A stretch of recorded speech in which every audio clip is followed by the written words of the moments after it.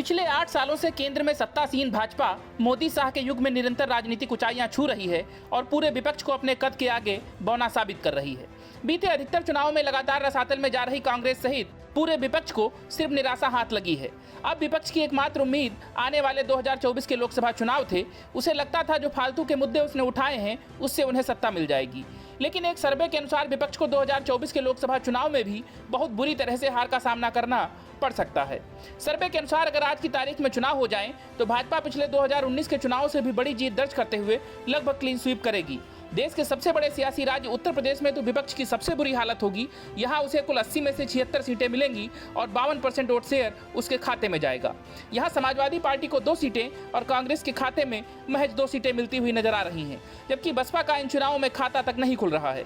गौरतलब है कि साल 2019 में बीजेपी को उत्तर प्रदेश में 58 सीटें मिली थी। वहीं 2014 में बीजेपी के हिस्से 71 सीटें आई थी।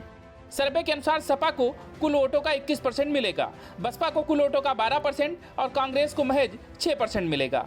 अगर साल 2019 के लोकसभा चुनाव के हिसाब से देखें तो इस बार बीजेपी को 2% का फायदा होगा, जबकि सपा को 3% का। लेकिन बसपा को 7% का नुकसान हो रहा है और कांग्रेस को ना तो कोई फायदा है और ना ही कोई नुकसान। लेकिन बीजेपी को इस बार यूपी में बम्पर वोट मिलते हुए दिखाई दे रहे हैं। आंकड़ों के लिहाज से यूपी में एक बार फिर से मोदी लहर चलेगी।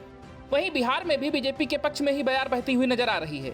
सर्वे के अनुसार यहां बीजेपी को 21 सीटें मिलती हुई नजर आ रही हैं, जबकि उसके सहयोगी जेडीयू को 14 और विपक्षी राजद को 4 व कांग्रेस को 1 सीट मिलती हुई नजर आ रही है। अगर पंजाब और हरियाणा की बात करें तो पंजाब की 13 लोकसभा सीटों में से बीजेपी के खाते में 3 सीटें, अकाली दल को 1, कांग्रेस को 3 और आम आदमी पार्टी के खाते में 5 सीटें जा सकती हैं।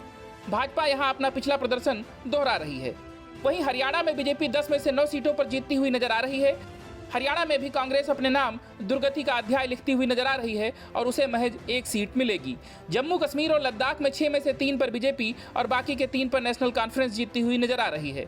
गुजरात में 26 सीटें हैं, जहां बीजेपी के पक्ष में 61% वोट जाते हुए नजर आ रहे हैं, जबकि कांग्रेस को महज 35% वोट मिलता हुआ नजर आ रहा है। इसके साथ ही महाराष्ट्र में बीजेपी के खाते में 36% वोट मिलता हुआ नजर आ रहा है और उसे और सिंधे गुट को बम्पर सीट मिल रही हैं, जबकि राजस्थान में बीजेपी अपना पिछला प्रदर्शन दोहराएगी, मतलब 25 की 25 सीटें जीतेगी। मतलब यह कि 2 साल बाद की जो उम्मीद विपक्ष लगाए बैठा है वो उम्मीदें अभी से काफूर होने वाली हैं। Bureau report, news of India.